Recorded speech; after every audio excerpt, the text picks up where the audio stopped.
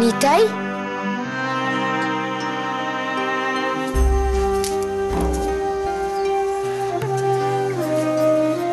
তুই আমার জন্য অনেকক্ষণ ধরে অপেক্ষা করছিস, তাই না? হ্যাঁ রে, সেই সকালবেলা ঘুম থেকে উঠেই এখানে চলে এসেছি। হুমা, ঘুম থেকে উঠেই এখানে চলে এসেছিস? কিন্তু অত সকালে তো আমি এখানে আসি না। এতক্ষণ ধরে কি করছিলি? কিছু না তো, চুপ করে বসে আসা যাওয়া মানুষজনকে দেখছিলাম। ঘরে বুঝি তোর মন টিকছিল না? হ্যাঁ রে, ঘরে থাকলে আমার মায়ের কথা মনে পড়ে। মা আমায় কত আদর করত, খাইয়ে দিত, কিন্তু সবাই এখনো তোকে ভালোবাসে। তোর কাকা, কাকি, মামা, ওরা তোকে খুব আদর করবে রে। জানি, কিন্তু আমার মা তো আমাকে ছেড়ে অনেক দূরে চলে গেছে। আমার মাকে তো আমি আর ফিরে পাবো না। আমার মা ওই দূরের আকাশে চলে গেছে।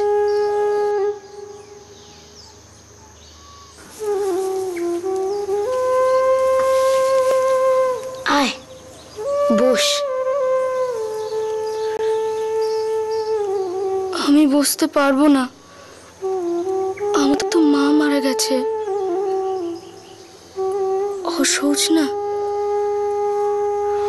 ও, তাহলে আমিও বসবো না, তোর সঙ্গে দাঁড়িয়েই কথা বলবো আমি।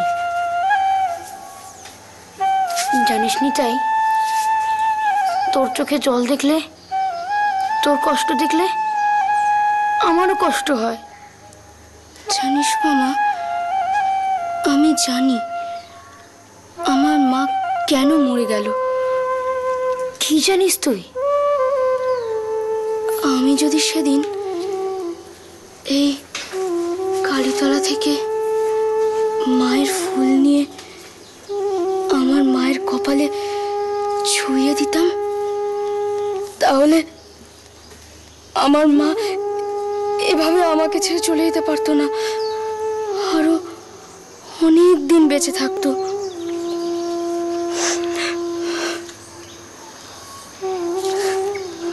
তুই আমার ওপর রাগ করেছিস নিতাই?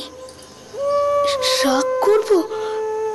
তুই তো আমার বন্ধু, তোর ওপর কেন রাগ করবো আমি? সেদিন তুই আমার কাছে বারবার বড়মার পায়ের ফুল চাইলি। বিশ্বাস কর, আমি তোকে ফুল দিতে চেয়েছিলাম, কিন্তু বড়মাকে ডাকার পর যে কি দেখতে পেলাম আমি, সব কেমন গলিয়ে গেল আমার। বারবার মনে হতে লাগলো তোর তক্ষুনি ঘরে চলে যাওয়া দরকার। তোকে বললামও ঘরে যেতে, শুধু ফুল দিতে পারলাম না। হয়তো সেই জন্যই তোর মা মরে গেল। আমারই দোষ। বারে, তোর দোষ হবে কেন? কবরেজ মশাই তো বলেই দিয়েছিল তোর মায়ের খুব কঠিন অসুখ হয়েছে। এই অসুখ থেকে ভালো হওয়া খুব মুশকিল। তাহলে ও কথা বললি কেন? কেন বললি যে মায়ের পায়ের ফুল নিয়ে যেতে পারিসনি বলে? জেঠিমা চলে গেছে, আমি কি চেয়েছিলাম জেঠিমা চলে যাক? তুই চলে যা নিতাই, তুই চলে যা। আমার কি ওসব কথা শুনলে কষ্ট হয় না নাকি? চলে যা।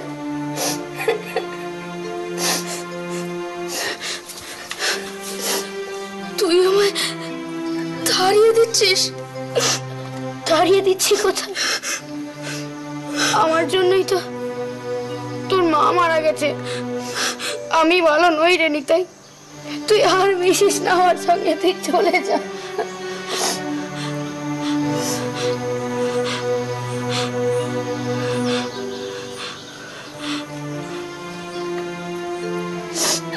কথা বলিস না রে মামা।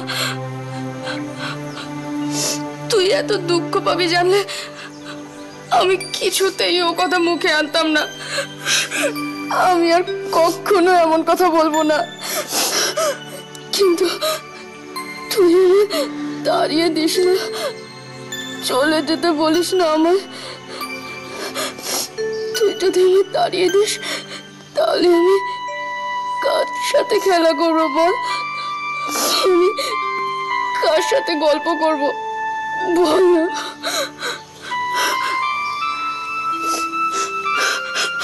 কাঁদিস না রে নিতাই, কাঁদিস না। আমি আর কখনো তোকে চলে যেতে বলবো না রে, কখনো না। নিতাই, তুই যাবি আমার সঙ্গে এক জায়গায়?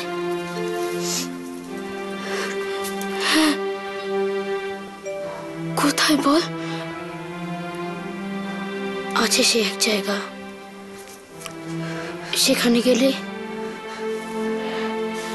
তুই তোর মনের সব দুঃখ, সব কষ্ট ভোলাতে পারবি রে। তুই যাবি আমার সাথে? যাব। আমায় নিয়ে চল সেখানে। আজ নয়, অনেক দূর সে জায়গা, অনেক পথ। সেখানে যেতে গেলে অনেক পথ পেরিয়ে যেতে হবে। ঘরে কাউকে বলবি না কিন্তু, তাহলে ওরা আমাদের যেতে দেবে না। আমরা দুজনে যাব।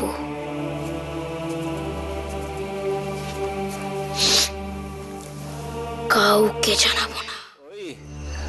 ওই গুপিদের জমিটাতে কোদাল দেওয়ার জন্য একটা লোক খুঁজছিল, তা সুরেই ছুটলাম। আমাকে দেখে গুপি বলল, চক্রবর্তী কাকা, এতটা জমি তোমার একার দ্বারা সম্ভব নয় গো, পারবে না। শুনে শুনে আমিও চটে গেলাম। বললাম, এই চক্রবর্তীর হাড়ে এখনো দম আছে, দেখ না হয় কিনা।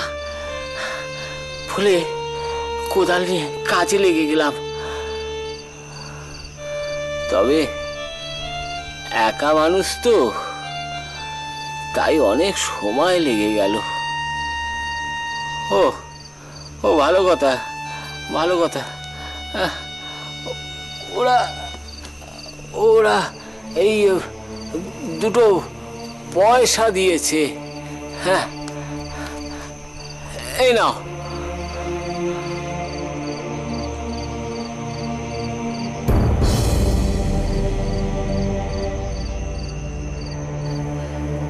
এ তুমি কি করেছো গো? তোমার হাত যে এইভাবে নিজেকে তুমি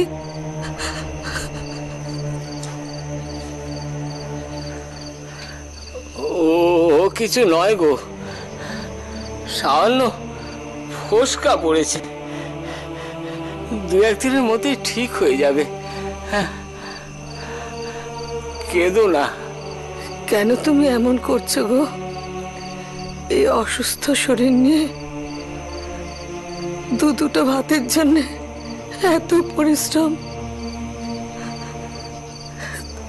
তোমার যদি কিছু হয় আমার কি হবে গো? মেয়েকে খুঁজেছি, তোমাকে আমি হারাতে পারবো না।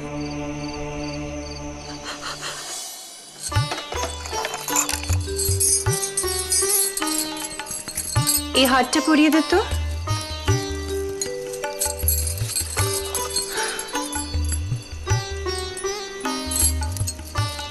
আরশিতে তোর মুখটা কিরকম ভার ভার লাগছে, কি হয়েছে তোর? সেরকম কিছু নয় রানীমা, বাবার জন্য মনটা বড্ড খারাপ লাগছে। অনেকদিন বাবার কোনো খবর পাই না। চিন্তা করিস না,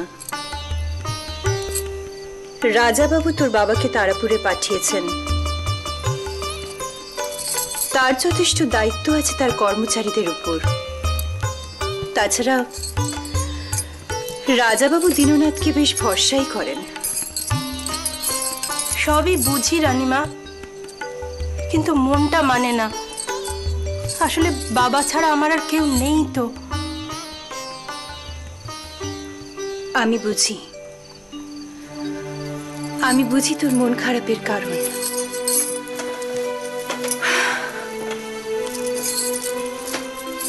কিন্তু মৈত্রমশাই দীননাথকে যখন তারাপুর যাওয়ার পরামর্শ দিয়েছিলেন, সে যাওয়ার জন্য আগ্রহ প্রকাশ করেছিল বলে শুনেছিলাম। কিন্তু রানীমা, আমি অন্য কিছু নিয়ে চিন্তা করছি না। শুনেছি তারাপুরে এমন একজন মানুষ আছেন, তিনিও রাজাবাবুরই কর্মচারী, কিন্তু তিনি যাকে পছন্দ করেন না তার প্রতি তার দৃষ্টি নাকি ভয়ঙ্কর। কার কথা বলছিস তুই? যা বলবি খুলে বল।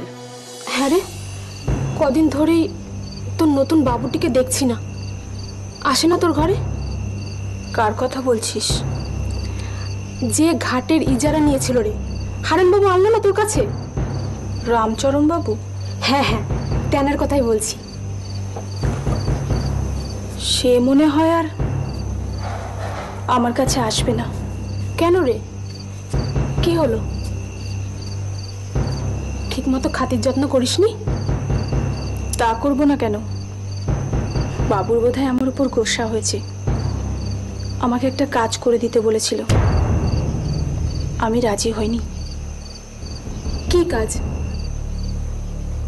কি আবার? আর একটা মানুষকে বিপদে ফেলা, তার অনিষ্ট করা। ও কাজ আমি আর করতে পারবো না। শুধু শুধু বাবুটাকে চটাতে গেলি কেন জবা? এমন অনিষ্ট যে তুই আগে করিসনি তা তো নয়। মানে? দুর্গাদাস বাবুর কথা ভুলে গেলি? তোর জন্য অমন ভালো মানুষটাকে... চুপ কর, ও কথা মনে করে আমি আর নিজের পাপ বাড়াতে চাই না। কিন্তু তুই তো মস্ত বড় পাপ করেই ফেলেছিস জবা। সত্যি করে একটা কথা বলবি আমায়? কি কথা? কার জন্য, কার কথাই তুই এই কাজ করেছিলি রে? ও কথা আমায় জিজ্ঞেস করিস না, আমি বলতে পারবো না। যদি না বলিস তাহলে সারা জীবন আরেকটা কষ্ট বুকে বয়ে নিয়ে বেড়াবি। মনের কথা কাউকে না কাউকে খুলে বলতে হয় জবা, মনটা হালকা হয়। বল না, আমি তার পাঁচকান করতে যাচ্ছি না। শুনবি? আয় তবে। ঠাকুরের পা ছো, আমার মাথা দিব্যি দে। এ কথা তুই কাউকে বলবি না।